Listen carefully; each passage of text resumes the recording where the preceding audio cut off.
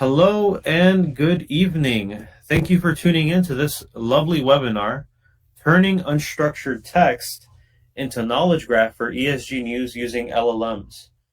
I'm your host, Joaquin Malata, and I'm the founder of Swarm Community. And with me today is Prasad Yalamanchi, the CEO and founder of Lead Semantics.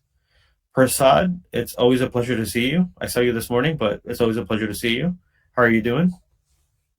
Thank you, Joaquin. Thank you for having me here. It's my pleasure as well, and nice to be here. And hopefully, we'll have a good time for the next hour. I'm already having a good time. And I know that the audience is in store for some interesting ideas, some interesting information.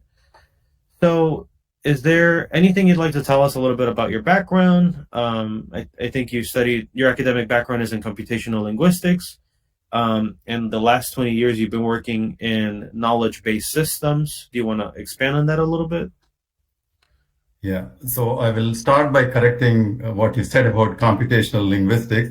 My background is in plain computer science, but my enthusiastic adventure was into linguistics and knowledge-based systems quite a bit.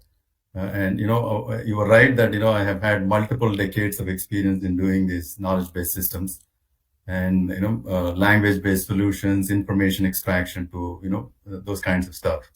Over the course of last 4 or 5 years, though, our interest has pretty markedly turned to machine learning, more importantly to language-based solutions, into knowledge and language solutions, which kind of has led us to create a product in that space.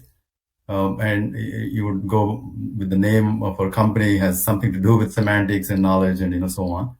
So that's been where our time that's spent. Okay, well, if you're ready for it, I'm ready to dive right in. Absolutely, yeah. We have picked a pretty serious topic. Just going back to the slide, I would just want to start off with the title here. It's extracting knowledge from text. For ESG specific news or ESG specific knowledge from news. News as it is in the textual format that we all are familiar with, and extracting knowledge out of it. And interestingly, using LLM, which is such a current and hot technique that folks are kind of raving about, talking about, or kind of can't have enough time with it. So that's how it becomes an interesting mix of things that we are going to talk about today. Well, I think it's a really, as you're saying, it's a really interesting combination of topics. Unstructured data, unstructured text is difficult to deal with on its own. Knowledge graphs is an up-and-coming topic. It's been in academia since the 70s and even before that in philosophy and other areas. And ESG, I mean, it's a relatively new hot topic. So combining all these things with LLMs, I'm ready to go if you're ready to go. Absolutely. So I didn't stress on the knowledge graph part of it to begin with. I started out with knowledge, but we'll get into what this knowledge graph business is all about. Yeah. Yeah. So I will go on to the next slide. So what, rightfully so, the questions to start with are what are these knowledge graphs and what are these LLMs? LLMs, I mean, I will expand on the LLMs, large language models, everyone knows about it. That's the hot topic since probably about a year and a half or so ago. Such a young discipline, so to speak, but it has really taken the world by storm. And so all of that is pretty passe for everyone. But large language models are these machine learning language models. The dominant characteristic is that they are predicting the next word. They are generating the next word in a sequence of words that are input given as an input to these systems. The dominant characteristic, and so that kind of decides exactly how it actually behaves in various places where we deploy it and so on. So the main thing is that it has been trained on gobs of text, gobs of data, and then it has really captured all the patterns that it can. And so now it has access to all these patterns in the form of probabilities and so on. So when we input a sequence of words, so it is trying to see what is the most probabilistic, statistically significant next word to the a string of words that you have input. So combined with the new generated word, together is the highest probable, or one of the highest, depending on various parameters that we are allowed to set, like the temperature and so on. So it is like a predictive machine, and so people have called it stochastic parrots and all of that stuff. So the key is that it is able to generate something that is meaningful, appearing to be pretty, complete in itself and contextual as well. But suffice it to say, whoever is receiving this generated output of these LLMs must be wary that they should accept it, they should validate it, all of that before it really becomes useful. Otherwise, you can be blindsided by some of this stuff that appears to be correct, but it may not be. So it has its own place in the way that it can really enhance someone's work. We'll get to that in terms of all the use cases that LLMs can enhance your outputs. Knowledge graphs on the other side are these mature technology. As you said, it's been around for a number of decades in the academia to begin with, but it is rooted in rigorous formal logic and all of that stuff. It's in set theory and things like that. But the essence of knowledge graphs is that it is a data structure that holds a connected network of proxies to real world concepts and entities. And so these entities are like nodes, and the edges are like the relations between these nodes. And these nodes and edges are, proxies to real world concepts that you can relate to in the actual world. So that's what a knowledge graph at the bare essence is. And it is because it captures all the relationships between the concepts and such, it allows for instant, instant communication of, pieces of information that automatically are, combined together and make sense to you as a human, because these are real world entities close to, right? And so they allow for easy understanding, they allow for higher level analytics. I mean, there are many, many good things, the applications of that are plenty. And of course, there are some downsides to these things as well, but we'll get to that in the next slide. Or do we have enough of a background on LLMs and knowledge graphs?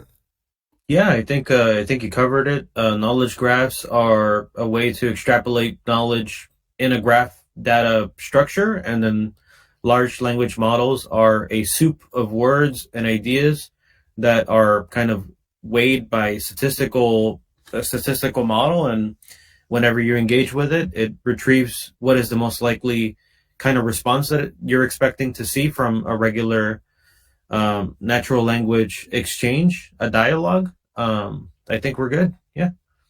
Yeah. So I will. So now, knowing that LLMs produce output in terms of language and so on. Of course, in the case of images, they produce images and so on. But we'll focus on the language and text side of it. And knowledge graphs are holding knowledge in terms of nodes and edges and things like that, pertaining to a specific domain. So now, to set it in context in terms of how it is useful in a business situation, we need to know the text and knowledge. These are the two things that we are dealing with. And we are saying there is really, it is important to process text, it is important to extract knowledge and things like that. So it may be worthwhile to understand a little more deeply about what is this knowledge and how is text relevant to knowledge. Just few moments spent on that. So I'll start with knowledge. Knowledge is this higher level abstraction than like a data and information. And of course, people have seen these pyramids that that talk about data, information, intelligence, and things like that. And knowledge is somewhere up there. So, but so knowledge necessarily is of higher value than information. In how so, right? That would be the question. And it has higher value than plain information in that it is actionable. So knowledge can be actionable, and action, any decision is an action, so it is a conscious thing that you are doing as a human. And so in order for you to make a decision, whatever that is relevant, I mean, in order for you to make that move, into taking that decision, you have all this, knowledge that is, we'll call it, pieces of information that is complete for you to make that leap, to make that decision. And that is what is knowledge. Pieces of information are meaningful to you, but they are not complete yet. So knowledge is, it is one of those things that is complete for you to make an action. So that is, in that sense, knowledge is one step above, the data and information and all of that. So in order for something to be complete and characterized as knowledge, it has to fulfill some kind of a real world, need or some kind of an obligation of sorts in terms of, taking you further into your actions. And so how is text, relevant to knowledge? Text is the other side of, it's like language. And language is meant to communicate, right? I mean, that is the purpose how language has come to be. And whatever it is communicating, it is actually communicating some information. And as we said, information are the, building blocks of knowledge. And so text holds all this information, pieces of information. And in a narrative text, because it makes sense to you as a human being when you're trying to read through language, if it is making sense to you, it means, it is actually holding pieces of information that is all consistently together to form pieces of knowledge. And so text is, and language, that's how, in fact, as a company, we have this tagline going. We say language and knowledge are two sides of the same coin. Wherever language is there is plenty of knowledge to be had, So however small it is, as long as it is communicating something meaningful, it means there is knowledge. And, so that's how text and knowledge are kind of, very intricate. And language is the, predominant way to communicate knowledge, is the de facto way to communicate knowledge. I mean, we have come to, build all these systems that extract these things from regular text and put it into a database. And then there are, series of applications that work with these databases to produce so-called knowledge systems later on. But if you had the technology like the way we have today, text is enough to produce the complete knowledge. I mean, we've been communicating.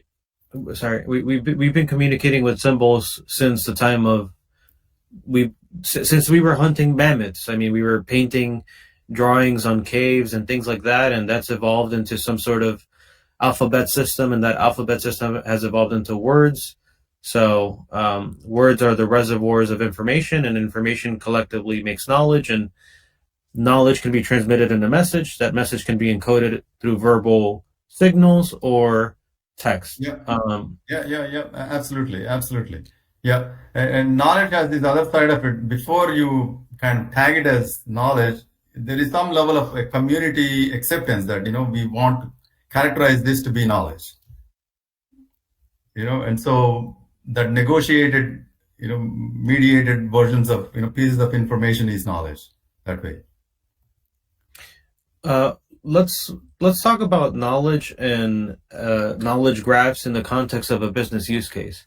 I mean, I'm sure that's what people are here for. They're more curious as to how can we commercialize LLMs and knowledge graphs to counteract the hallucination factor and bring accuracy and provenance and, get the full value out of a natural language interface. Yeah. So, I mean, rightfully so, this slide kind of, brings up the next thing about business use cases of LLMs and knowledge graphs. I'll start off with the use cases with knowledge graphs because it has been around for a long time. And clearly it is about holding knowledge in the most resident structure, I would say. I mean, like a network of nodes and, concepts and relations. And knowledge has this structure of a graph automatically. And so knowledge graphs are computational structures that hold knowledge in the most efficient format, and so that is knowledge graph. And there are the big applications with knowledge graphs in the last several decades have been like enterprise search, because necessarily knowledge is about domain. And so there is domain knowledge, and enterprises are, specific to domains and things like that. So enterprise search is as opposed to some open-ended search. And Google has this open search, but at the end, I mean, it is like a big knowledge graph that is driving it. So search and discovery is one big application, and domain-specific applications, because knowledge graphs hold domain-specific knowledge, and so domain-specific applications, they tend to, be reservoirs of expertise, be it in healthcare, be it in, any finance. There is a lot of expert knowledge. People that have spent enough, decades of time in that domain have accumulated all the best practices to, all of those good things that come with having spent, decades of time. That's all, is a reservoir of expertise. So all of that can have a computational equivalence in a knowledge graph. And so domain-specific applications are, one side effect of that. And so that leads to business intelligence that is a lot more deeper, so it is a lot more valuable, much more richer, and, all of that. And you get to, and with these knowledge graphs, you do integration across systems, being that knowledge graphs are designed with, models that mimic the real world, and real world is real world to, from multiple angles. And so integration of two different systems, be it, if they were designed in two different circumstances by different teams and so on, as long as they were designed as knowledge graph systems or knowledge systems, the motivation for them relies on the real world, which, unless we are hallucinating and delusional and things like that, there is a good chance that, the integration is the best prospect in these knowledge systems. And integration is the biggest cost for the longest time in companies when they're like trying to merge and all of that stuff, even between departments within a company. Right? So, and, yeah. I just want to look at this through the lens of search, discovery, and recommendation, because I think that is one of the most pressing reasons why people implement knowledge graphs to start. You mentioned the integrative component of it, and I think that is an infrastructure, part of the infrastructure benefits. But I think that the benefit that people are looking for is, I want to be able to search for things. I want to look at things that are like that thing that I'm searching for, and I want to gain further business intelligence, whether it's about my customers, whether it's about sales, whether it's about any major component of my business. And we outlined here three major examples. I mean, we're going to dive deeper into ESG news, but when media, we have publishing, we have news, like newspapers and magazines and things like that, books, TV, and all programming. Yeah. And finance, we have what? Private equity firms, research. Absolutely. Investment, research, all kinds of stuff in finance. Financial instruments have, in fact, one of the biggest knowledge graph systems is driven by ontologies, so-called. We'll get to that, within finance. And legal, has plenty of knowledge that kind of drives all the various things that happen in legal domain. Case laws, contracts. Absolutely. Yeah. Yeah. And so, as you said, search is pretty serious. That can be handled through knowledge graphs. And incidentally, and and hopefully in the next slide, or the following slide, when we talk about LLMs, so LLMs have brought in pretty exciting dimension to how you deal with this, language, and all of what we just spoke, like in legal, in finance, and all of these things have plenty of text. In fact, if anything, they characterize these domains. Right, and so ChatGPT and these LLMs, they naturally have this understanding of narrative language. It is that at least they purport to understand, they project, they understand, and who cares what is happening at the back end? We are not going to delve into whether they have conscious lives and all of that stuff. That's not our goal. Our goal is business use. And they seem to project they understand English or language, so to speak. Of course, LLMs are working on all kinds of languages now. They understand and they produce complete sentences and so on. And they offer search, plenty search, pretty serious search as well. But they do have this issue of hallucination. You mentioned it early on. I would hate to say that is its weakness, but one way or another, if you put it into a business context where you are expecting a right word, for example, it's a pretty naive way to kind of, whittle it down to a use case that we can understand. Wait a minute. Of course, it will Are you telling me I shouldn't ask ChatGPT if I should get heart surgery or if I should go to jail? I shouldn't place my faith in a machine yet? Not yet, not yet. So ChatGPT are no machine at this point. But ChatGPT, so they do produce. If you are trying to write a fictional story, or even, as long as you are there to mediate what it is producing, it gives you fantastic ability to reach and cover all of what you have not had a chance to read in your life. It is possible for the input that you have given, it has produced something you would not have imagined to produce yourself. And it could be a candidate, but unless you are alert and aware that it could produce something less than,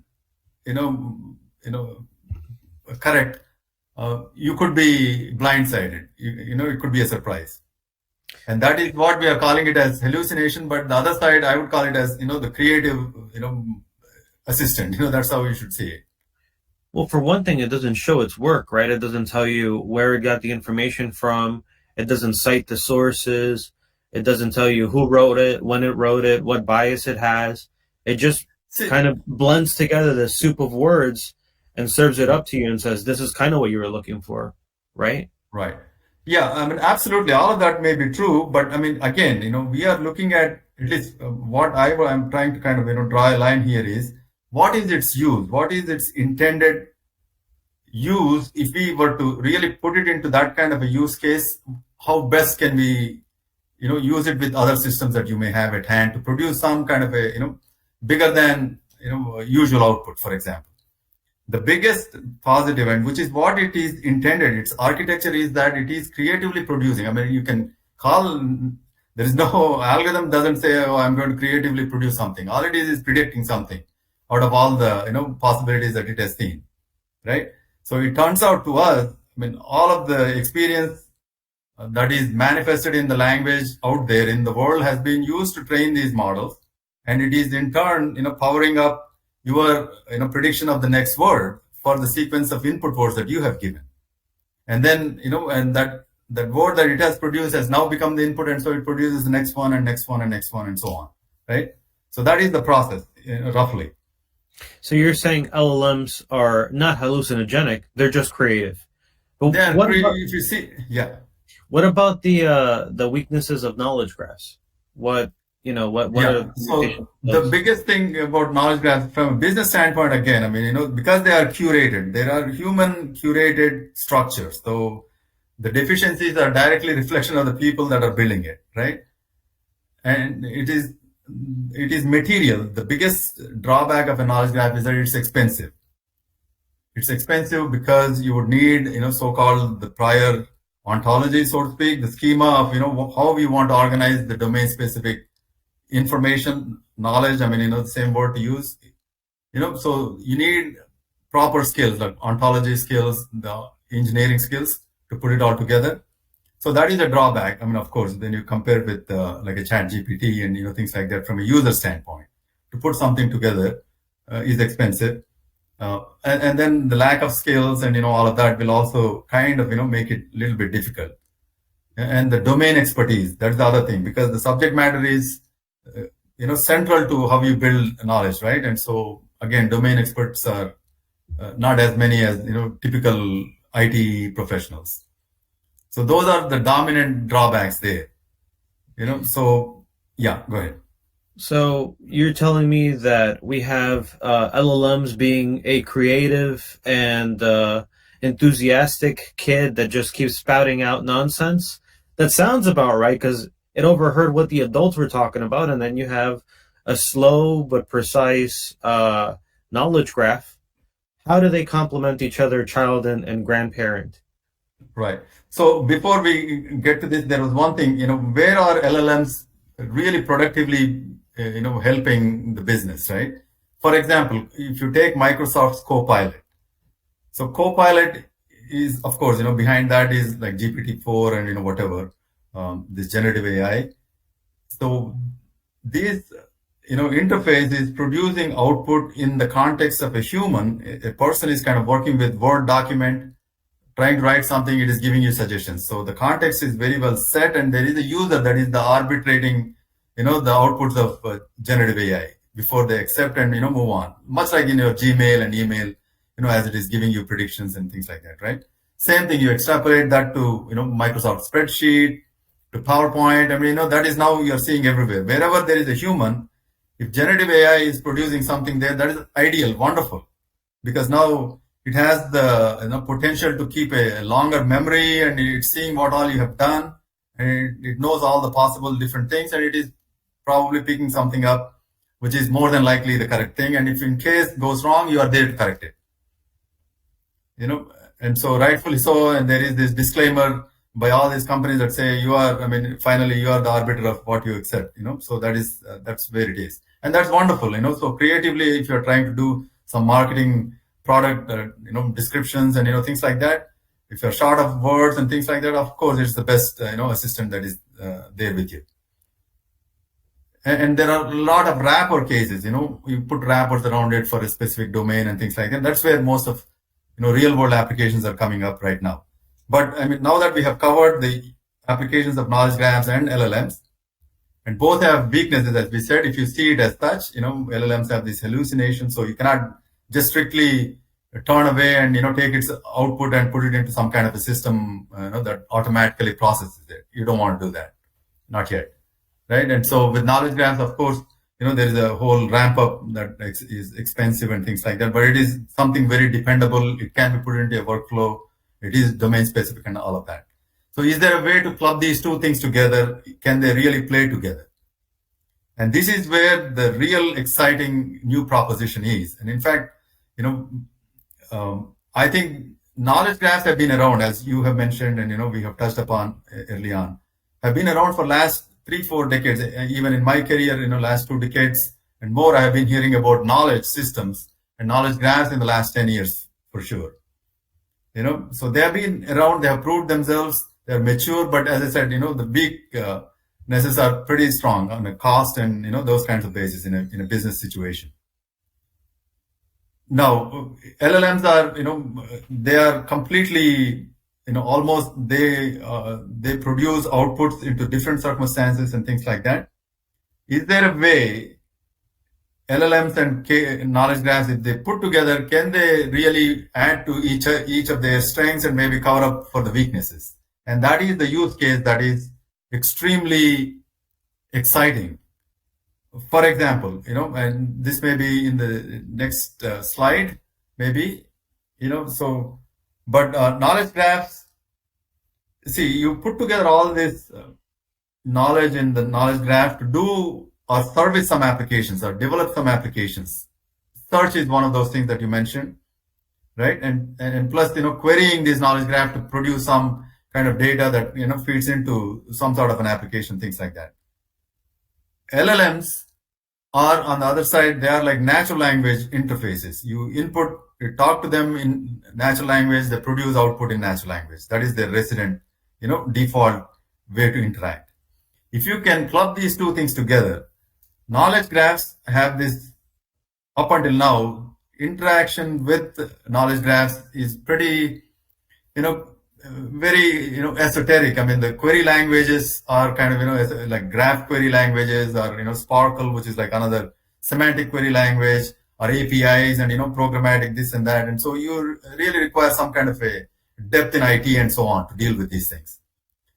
If you can overlay, and if you can see a way to overlay large language models on top of knowledge graphs to interact with what is there in knowledge graphs, for example, with the natural language interface through LLMs, and if LLMs can, one way or another, mediate that communication back to these knowledge graphs and produce the output in natural language, that is fantastic. Now you have democratized interaction with knowledge graphs. And that is exactly one of the serious use cases that is already proven and it is working out. The other exciting thing, yeah, go ahead. No, I just want to add, it's interesting that you say that LLMs working as an interface rather than as the main means of searching through information. Right. As we said, if it were to only be part like a chat GPT, so you would have to mediate on that. You're not dealing with the domain that is knowledge that is there in the knowledge graph, right? Of course, you could use LLMs for its own, all the breadth of knowledge that it has, as long as you are kind of, correcting what it is and accepting what it is producing. And of course, that has plenty of use cases by itself. But now making use of this big behemoth of a knowledge graph in a big enterprise, for example, you don't have to write, complicated application that uses this esoteric query language to, go at this knowledge graph. You can use LLMs. Of course, you have to kind of string it up to do that. That's a pretty significant use case. On the back end, of course, it would have to translate that into the language that knowledge graphs understand. Yeah. The other thing is that knowledge graph, as we said, one of the weaknesses of knowledge graph itself is that it takes up quite a bit of effort to build it up, because it is domain specific. Subject expertise has to drive the schemas and how you organize these entities and interrelationships and so on. So all of that is like a pretty involved affair, so to speak. Now, could LLMs help you there? And that is what is other exciting use case. So on both sides, we said in so many ways that knowledge graphs are an exciting, artifact, data structure, because it is holding domain-specific knowledge, and knowledge is very high-level abstraction that is closer to stakeholders and users and applications and so on. There is very less room for misinterpretation because it is driven by real-world concerns and so on. So it is a something to attain, in all of these transformations of information and so on. So if LLMs can produce that one way or another, and LLMs can help you query these knowledge graphs, you have really seamlessly connected, raw data that may be available through all kinds of channels into a knowledge structure, and be able to query it for your application and downstream uses. So that is, the vision of how you can really club these two things together. In many ways, some of these things are already operational. Yeah. At the end of the day, everybody says you have to be a data-driven decision-making organization. But do you need to be data-driven, or do you need to be information-driven, or do you need to be knowledge-driven? Because knowledge is the information that has context relative to the actions that you need to take. So right. Knowledge graph support knowledge-based decision. Knowledge graph is the most valuable artifact that you can aspire to, with all the data that you might collect it. Whichever the workflows that you would have to, corral it through, one way or another, if it ends up becoming a knowledge graph or ends up in a knowledge structure, forget whatever we call it. If it manifests as knowledge, which means, people are able to relate to it in the context that they interact with it. And all kinds of good things happen. So there is, you don't have to be in a world of miscomprehension, in business situations and so on. With knowledge in the middle, that mediates all kinds of decision making. So now let me ask you this. Why are we talking about ESG news? Why do we care about the environment, social and governance, and the news in that context? Right. So I have picked, ESG as just as an area to focus to kind of, talk about, how LLMs and knowledge graphs kind of work in this space. But any other place, any domain, all of life is, fully made up of different domains as we kind of, cut it into. But otherwise, it's any domain is game actually. And ESG is current and it has a lot of text, and we have been dealing with a lot of that text also. In our own experience. And so I thought, that may be a worthwhile topic to bring up. Okay. And ESG is involved with regulatory compliance and green investments and just a rich interconnected network of public and private partnerships, current events. So that leads me to ask you, okay, what is controlled data and what is alternate data in the context of ESG news? Right. Just one step back, ESG is pretty prominent over the last decade or so for all these obvious reasons of climate change and things like that. But from the business standpoint, these climate events that are happening, like big hurricanes and things like that, who knows what it is, but in one way or another, there is enough of a correlation between these events to the financial debacle also.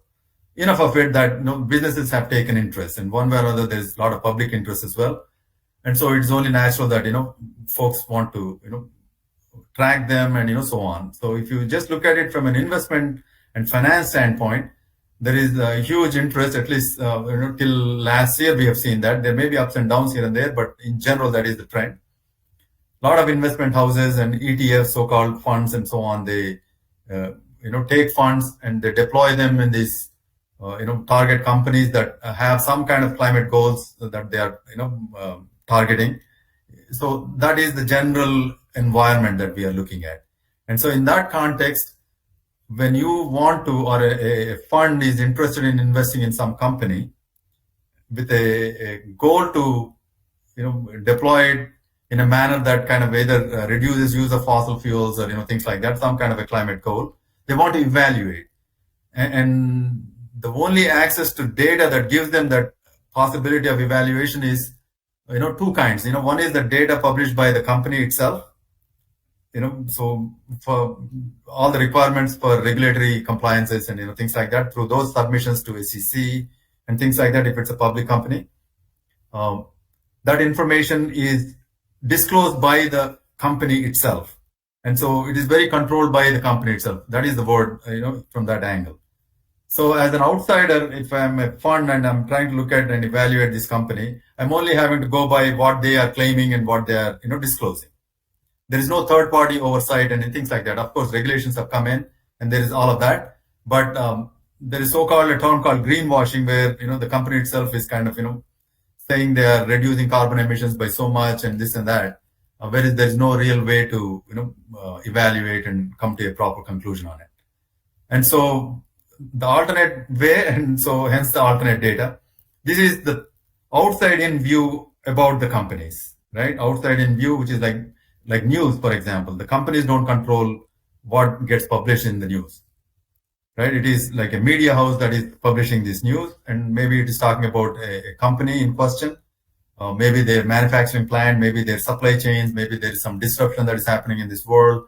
So all of this outside in view, objective likely, right? And so all these other sources like social media, so these are all alternate data. So there are all these channels of information, all these channels of knowledge, reporting from New York Times or the broadcasting from a CNN or whatever legitimate news source channels we have. So there's all these sources of information, even so social media, right? Peer-to-peer reporting of events happening live. How do we extract facts from the news? I mean, I think that's why we're all here, to really get an understanding of how we do this for our benefit. We don't want an ontologist modeling an event today and have it be done by the end of the month. It's not fresh, right? Right. So, I mean, for example, ESG news is what we were talking about, right? So let's say, ESG, there is news that is going on. There are ESG publications as well. And so even general like Wall Street Journal to, any other business and finance news bulletins, they hold information related to ESG, for example. And when we say ESG specific facts, you have to know what vocabulary constitutes ESG related terminologies, right? So there is an ESG, if that is the domain that you are interested in, there is ESG specific vocabulary and then the terminology. And there is some level of a formalization of these terms, because these are the terms and words that get mentioned in the news. And so if you were to pick up facts about ESG, you better go about it looking for these words in the text as well, right? Mm-hmm. And so keywords. It is not only, I'm sorry, yeah. No, I just said keywords. Right. Absolutely, yeah. So words that are related to that domain, right? So of course there is a formal way to organize all of these, that is like taxonomy and so on, right? Before we get to that, these are like vocabularies and terms of the domain. And it's not only just terms and concepts and so on, it's interrelationships between them as well, right? And so that is what is getting communicated in this narrative news. The discourse of an article kind of lends itself to giving you that knowledge of various concepts like, carbon emissions being reduced by certain amount by this organization. And all of that may not be said in one sentence, but somewhere sprinkled in the entire article is this company A is actually, spending their effort through their facility here, and all of that stuff. It gets sprinkled over a span of an entire article, for example, however long it is. But you would have to piece it all together to get that bit of knowledge. So, okay, there's actors, which are natural actors like people, and there's legal actors or legal entities like corporations or LLCs or whatever kind of company. There's events, right? Something happens today for an actor, so that's a action. Well, an action is taken from an event as well, right? An entity can take an action on an event, or an event can produce an action on an entity. So those are facts, things that can be verified by third-party sources, as you said in the previous slide, right? Right. So, I mean, the text is now your truth. That is the basis for where you go back to and verify what you have picked up, whether it is right or wrong. You may have picked up some word which probably through all these sophisticated systems that we put overlay on top of our solutions, one way or another, there is machine learning pieces as well in how we interpret what we extract from these running texts. And so maybe certain prediction has, maybe threshold for your classification is at a different level, and maybe it has predicted it wrong. And so where do you go back to verify whether it is right or wrong is the text. Because as a human, you are there to kind of, verify it is there and it is complete, and it is, it communicates everything that you want to finally kind of backstop all of what your extractions have been. Right? And so the text is now the ground where is the fertile ground for producing your knowledge. And as narrative and as spread out, it could be across documents, for single pieces of knowledge. Sometimes one part of it may be complete and consistent, but it's only a part of, higher level knowledge that you're looking for. And so it is spread across multiple documents and so on. So the knowledge graphs have a potential to kind of put it all together and make it meaningful at the level of what makes sense from a domain point of view. What is the role of ontologies and taxonomies in all this mix? I mean, you made hint of that earlier on, but in the context of knowledge graphs, why are they relevant? Yeah, so we just touched upon taxonomies. I mean, it's just an extension of vocabularies and terminologies, and taxonomies are formalizing, hierarchy of terms. Like, for example, you have a car, there are 5 different varieties of cars, and so they all, so you can organize this, the so-called one single conceptual thing, but it manifests as multiple individual entities in the real world. And, and they typically form hierarchies, so that's a taxonomy. And so all these words, or whatever the labels you associate with these things appear in the actual running text. And so you would have to one way or another make sense of these things and put it in the right, concept. I mean, so no matter how many different ways of these cars and models that appear in the text, they are all automobile or a car, right? So that's what taxonomies kind of, help you get there.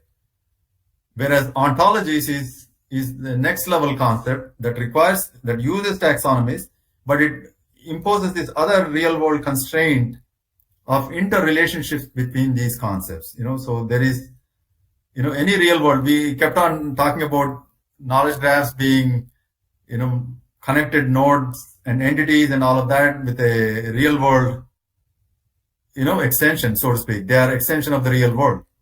So real world is like, different things, different entities, different objects, and there are relationships between these things. And that is what ontologies bring in. And it's not one-to-one. There are hierarchies of relationships and things like that. And ontologies is that science of, modeling a domain. So taxonomies would be used to decompose and sort of break out into categories, right? Like you have ESG news, and then you have environment, social, and governance, and then there's subcategories of each area. Yeah. And ontologies is more looking at the relationships between different entities, And yeah, as you mentioned, those categories end up becoming like, some hard class, so-called classes. So these are like type systems, so to speak. And so you will associate a car as a class and then or an automobile. And so you kind of, have these relationships that are very formal. So when I say formal, I don't want to get into that, total science behind this too much. but it is very rigorous in the sense that much like how humans will understand these interrelationships, the software, the machines will understand once it is modeled in an ontology.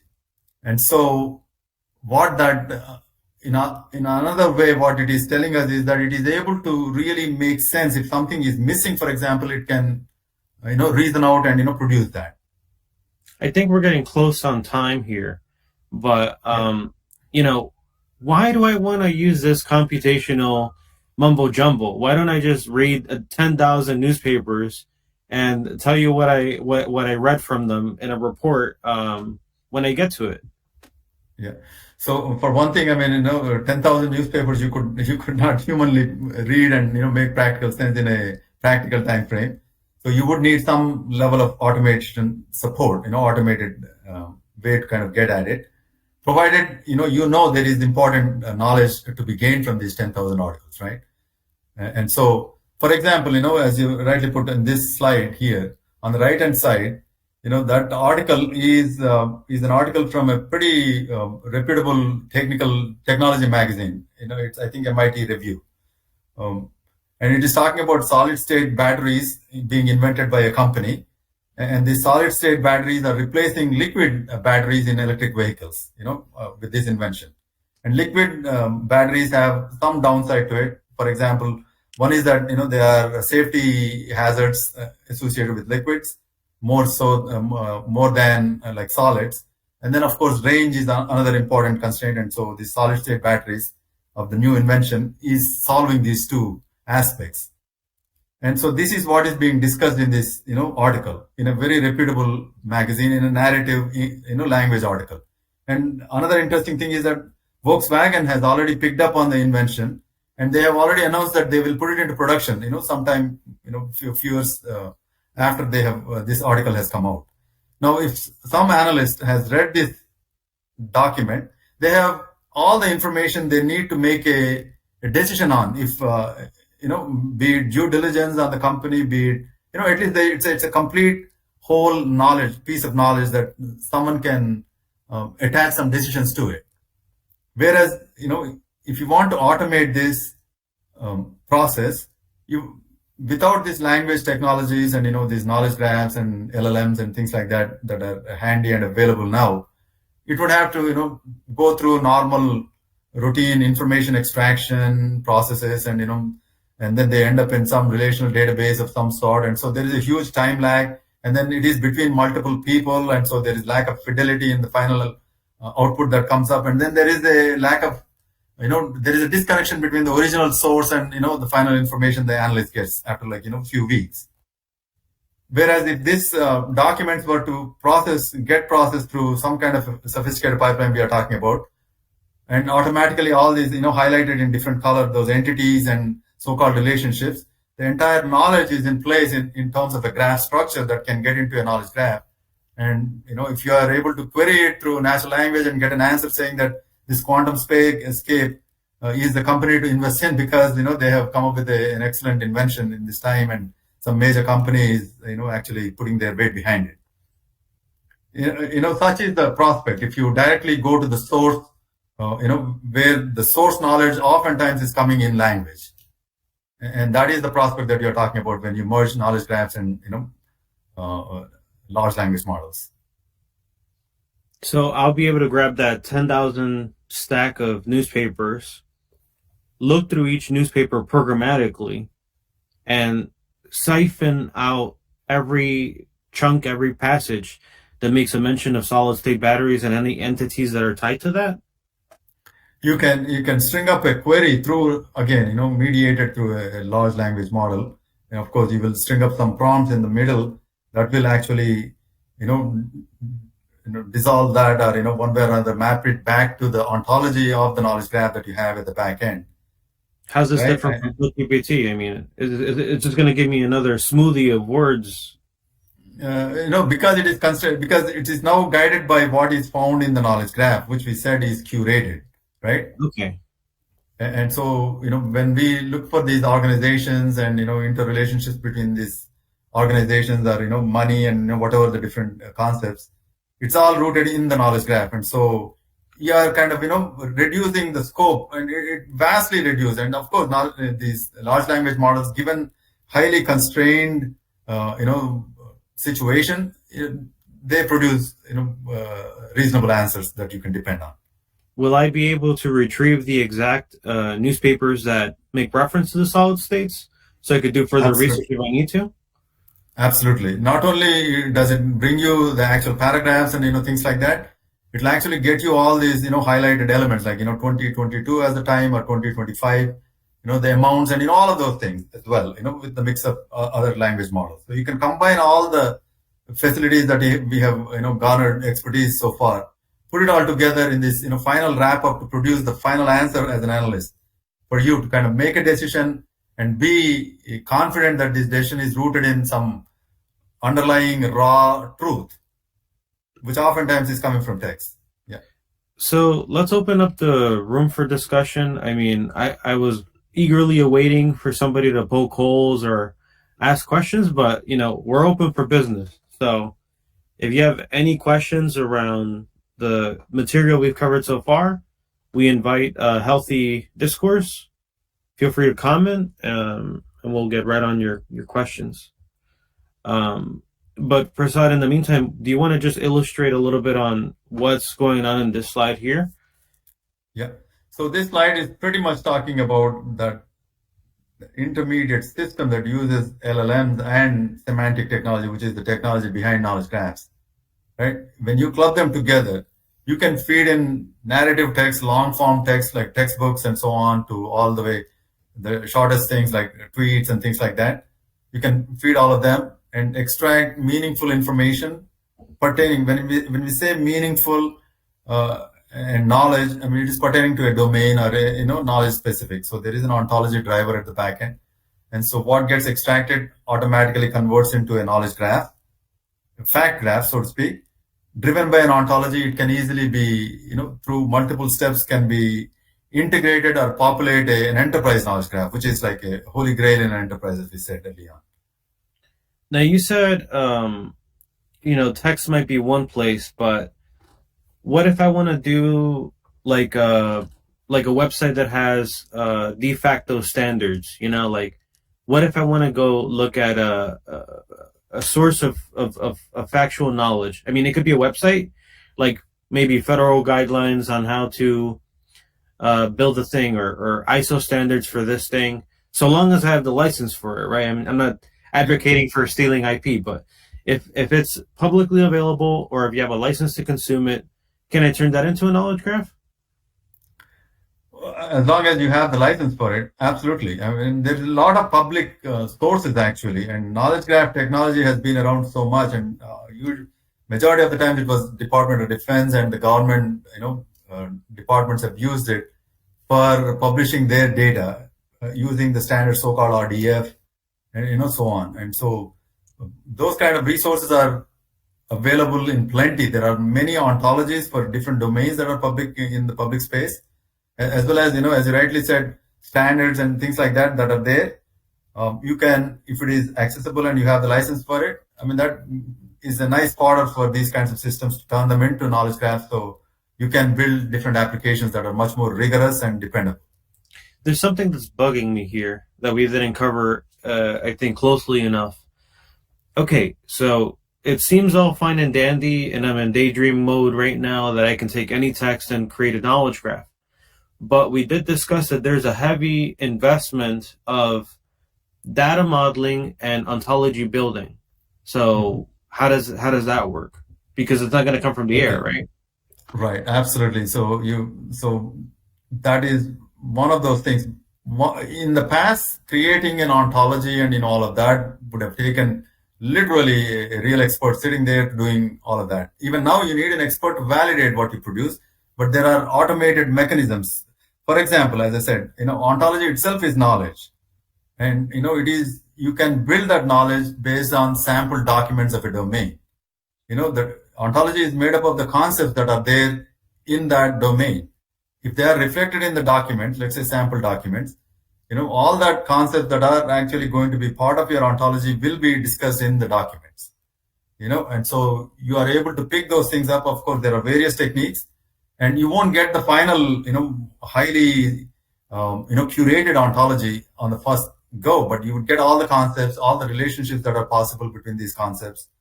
And then, of course, now the time to get your first good version of ontology has drastically reduced to kind of, what used to be, let's say, 100%, now it would end up being, less than 20-30%. At least all the concepts that are meaningful to you are rooted in the sample documents you fed into this, the same pipeline that you're looking at. Truth be told, this kind of mirrors what it is to work in real life when you're working with knowledge. I mean, I've walked into consulting assignments where I look at a database schema, or I'm looking at a completely new domain. My obligations are to do research, to learn the vocabulary of the industry, of the domain, and then learn how that applies to the schema, and learn about the business lifecycle of how value is converted throughout the organization. So you're saying that this is a programmatic way of approaching this. Either way, whether you're doing it through organic intelligence, so you have to shove information in your head, or you have to shove it in the computer, you need to validate it with humans, with experts, right? Right. It's absolutely, so because the knowledge that once you finally say, okay, this is the knowledge, this is the structure of the knowledge that I accept for my system, somebody has to validate it, because you are going to put it into a workflow, automated workflow. And that is one other use case that just GPT alone will not get you there, because it always requires a human in the middle at this time. There have been all kinds of systems that are on the floor, like chaining different prompts and, things like that. But without somebody validating the final outcome, you can't directly feed it into the next software automatically, and so you will only be, just multiplying the probabilistic, mismatches along the way.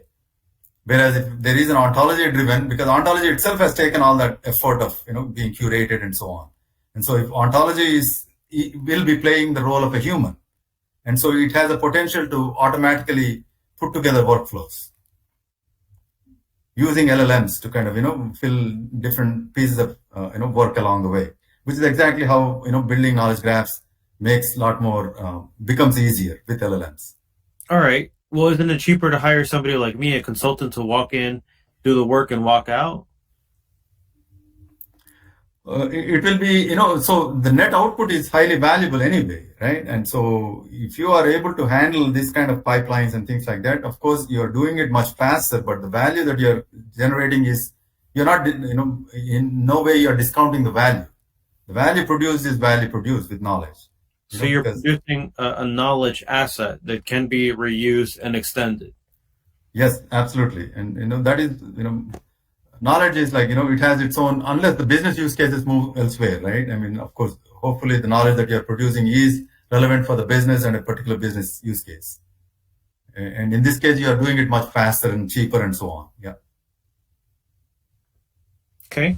Well, we're drawing close to the end of the hour, and I would invite anybody that is watching this or rewatching it or rewatching it, if they have any questions, leave them in the event, and we'll come back to it. Prasad and I will try to answer whatever questions you have.